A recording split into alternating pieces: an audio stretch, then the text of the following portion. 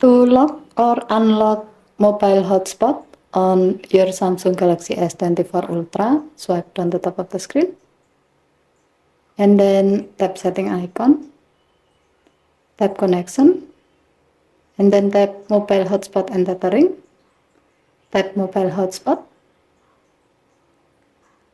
Next, tap on the mobile data set to day section, tap lock hotspot, and then tap lock.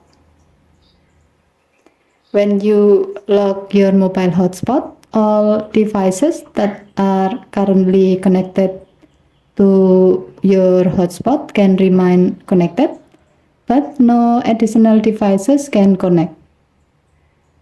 If you like to unlock your mobile hotspot so that other devices can connect, tap unlock hotspot, or you can simply turn your mobile hotspot off and on again.